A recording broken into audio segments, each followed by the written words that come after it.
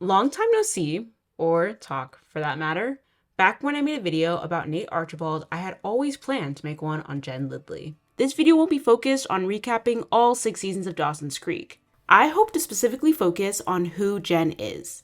She's characterized as the quote-unquote bad girl, but she's more than that. I hope to talk about her journey and why I love her so much.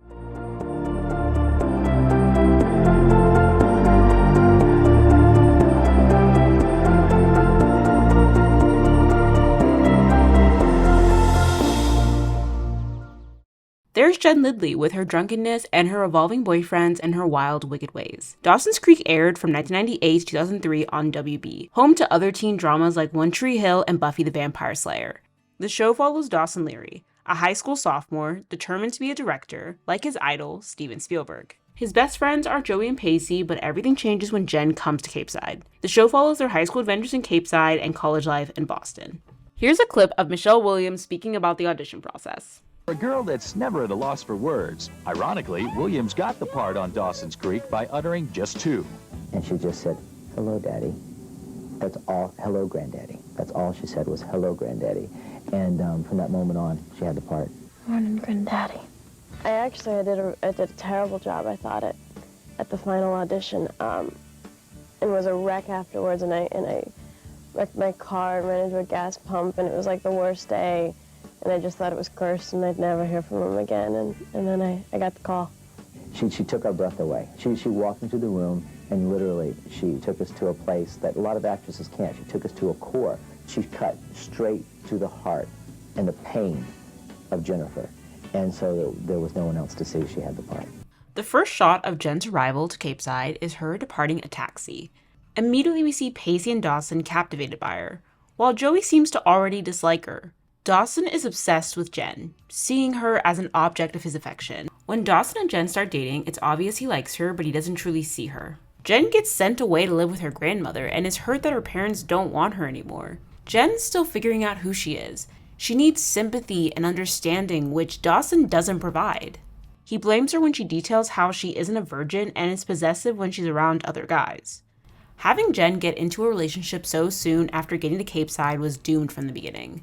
When her ex-boyfriend comes to town, she realizes that she shouldn't be in a relationship. She breaks up with Dawson and he finds a way to make her the villain. Jen has a complicated relationship with religion. Grams is very religious, so that results in her and Grams butting heads. At the end of season 1, Jen's Grams dies, and she goes to church, which we had never seen before. This episode has her realize she still likes Dawson, but he confesses his feelings for Joey. By the end of season 1, it's extremely clear that Jen was the obstacle standing in the way of Dawson and Joey. In the first season, Jen wants to be friends with Joey, but the love triangle disrupts that. In the second episode, Jen compliments Joey's body, talking about how she's a commanding presence. Jen says how she's too short, face shaped like a duck, even saying it's normal to hate the way you look. Jen's feelings aren't uncommon because as a teen, you can't dislike how you look and compare yourself to others. It's interesting that Joey and Jen don't become the popular blonde/brunette best friend duo we see in other shows. Season 2 spends too much time with Jen trying to get Dawson back, and she's rebelling. Notably, she dates a fisherman that's old, she's drinking, and starting to hang out with Abby. This season has Jen cope with her sadness in heartbreaking ways. If being the bad girl means not walking around in a perpetual state of loneliness and depression, then bad girl it is. Jen's friendship with Abby was nice in theory because Jen doesn't seem to have any friends, representing this constant theme of loneliness that seems to revolve around the character. Abby was cruel, saying horrible things about Jen, Andy, and Joey. However, she did bring an interesting dynamic to the show. In season 2, Jen's struggling to know who she is, and Abby is the person that allows her to have someone that understands her. She was with Abby when she died, drinking, and Abby hits her head and falls into the water.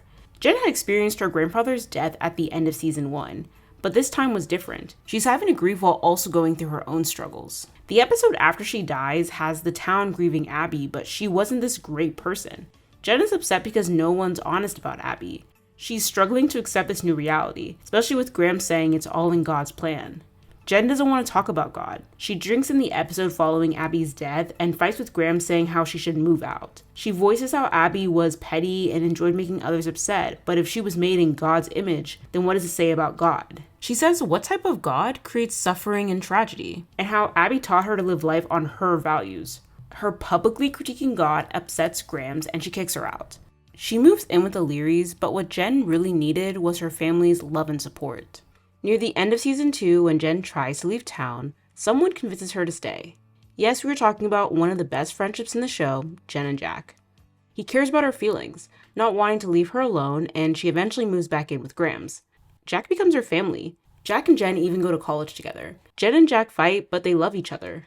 One of their biggest fights was in season 4, when Jack was pretty upset when Andy took drugs that Jen had and Andy ended up hospitalized. However, like with other Jen and Jack disagreements, they work through it because of their love for one another. In the finale, before the time jump, Jack goes to New York City with Jen and Grams. It's a full circle moment because Jen came to Cape Side alone, but left with the people she loved the most. Jen's romantic interests for the rest of the show aren't very good. She has a religious boyfriend in season 2 that ends up being homophobic. There was the Pacey-Jen casual sex storyline, which was just a way to stall Joey and Pacey. So Jen's most notable romantic relationship outside of Dawson was Henry. Jen dating Henry was horrible. He was another guy that started off obsessed with her. It all started when he paid money in a competition to kiss her. It was annoying to see everyone push her towards Henry just because he liked her.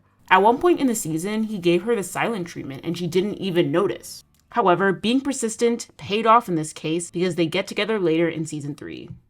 Henry's relationship with Jen can be summed up with numerous arguments and just evidence of how different they were. Henry didn't invite her to his birthday party. Next, Jen gets jealous of Henry talking to a girl. She even calls this girl a slut because she was hitting on Henry even though the girl didn't know they were dating. Henry and Jen fight with how he reacts to Pacey and Joey being found out by Dawson, to the point where he holds a sign outside of her house begging for forgiveness. Henry and Jen go to prom together and it ends poorly because she finds out he's going to football camp for the summer. Then they get back together in the finale and then he breaks up with her through Jack. Here's a clip of Michelle being interviewed before season 4. Jennifer in Dawson's Creek, how was your summer? How was your summer, as in Michelle's My real summer? summer? Yeah. It was really great. It was really, really great. I got to work and hang out a little bit and see my friends, so I was pretty happy. What did you get up to? Were you, as in, did you take, you had a summer break? Did you work in it? What did you do? I did a movie called Perfume, and I did one called Prozac Nation. And there was some, I heard there's some acting as well, as in stage, Broadway? Yeah, that was last summer. That was the summer before I did a play in New York. Do you prefer the TV or the kind of, you know, the movie side of it? You know, they both have their attractive qualities, and they're so different that it's hard to compare them. But both give you a different gratification. So. And now you're back. What's going to happen to Jennifer this series? God knows. No idea. How much do they tell you? You just know like a little bit in advance. So I'm not really quite sure where it's headed. Can you give us a little clue? I mean, more fun with Henry, or? No, I think he's out of the picture. We broke up. No. Oh, I don't know. Over the summer? No. Yeah. But you chased him at the end of the last series, and there was that kind of kissy stuff. Yeah, I know. He fell in love with somebody else. Jack, I think it's clear that Henry has forsaken me for another. And what about for you? Is it nice to be back with the cast? Yeah, it is. I mean, it's really, we've been doing this for almost 4 years, so it becomes a family, and it's seeing your family again. It's family reunions. So when you come back to Wilmington, is it like coming home?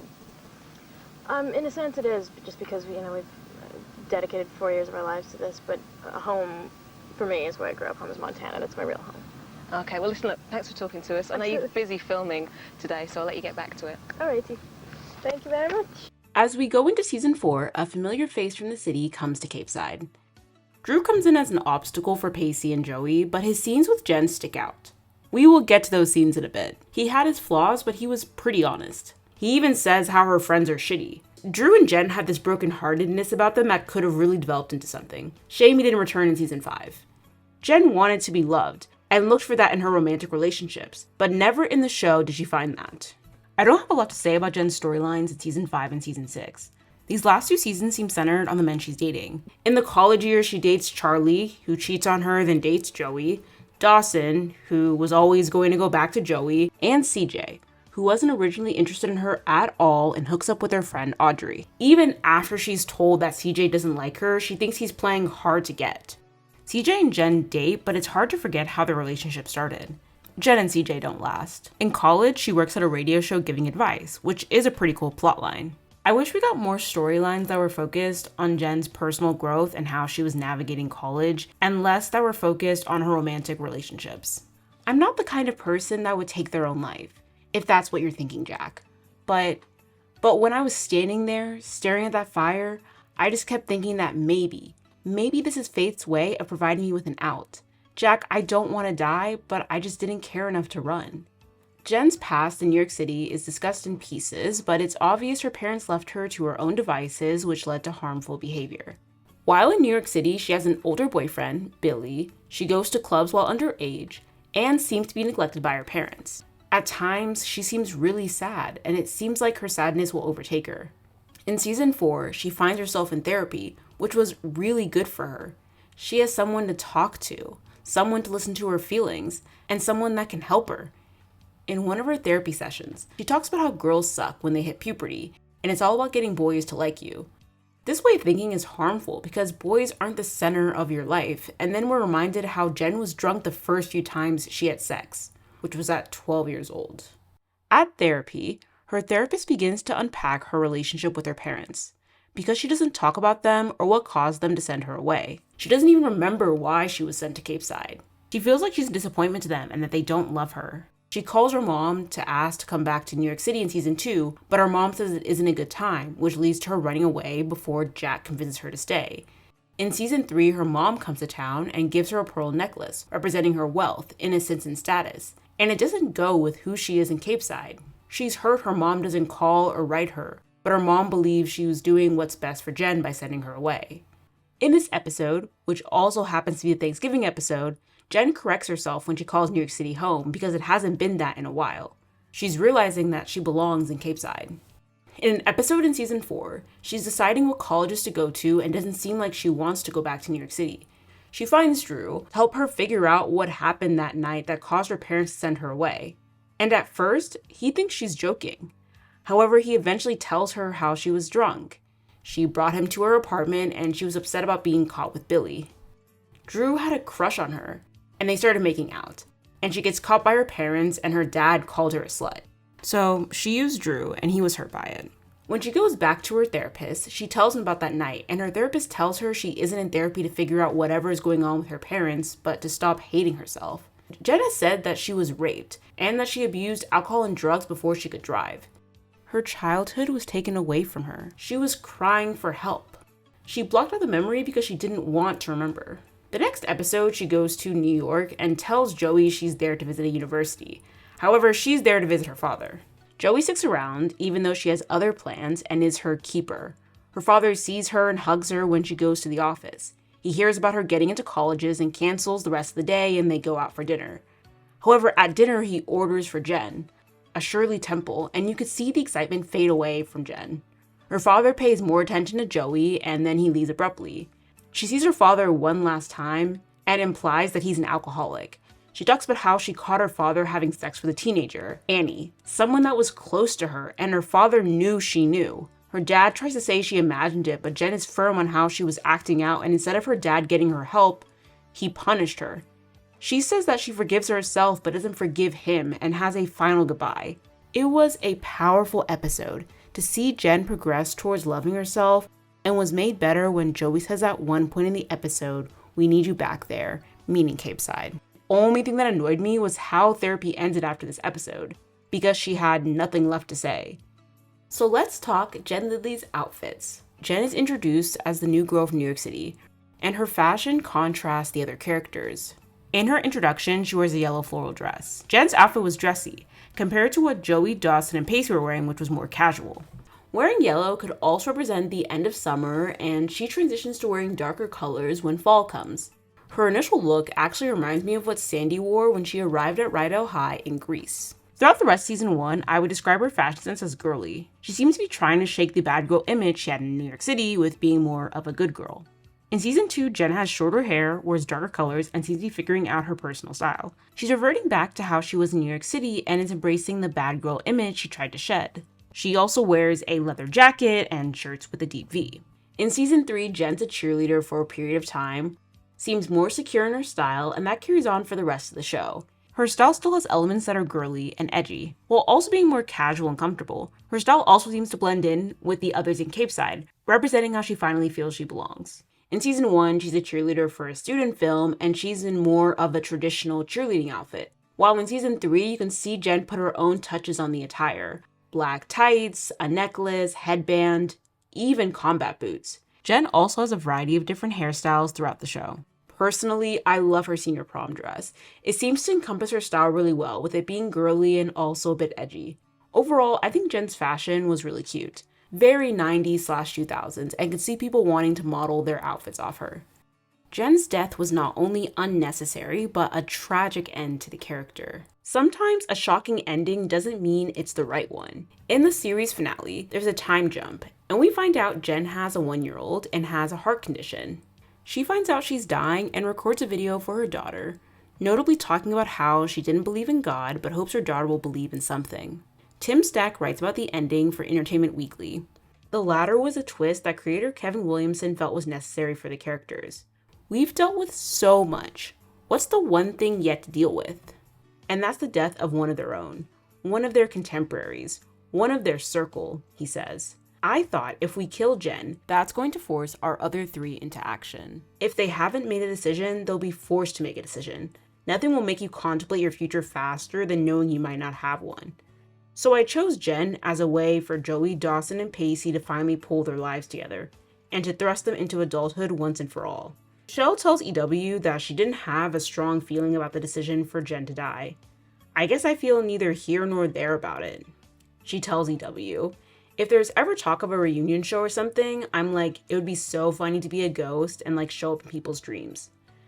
Jen went through so much in the show, so killing her off to move other characters forward is frustrating, because that's what her entire existence was for. She came to Capeside, and was the obstacle standing in the way of Dawson and Joey being together. In the series finale, she brings Joey and Pacey back together. Jen deserved so much better.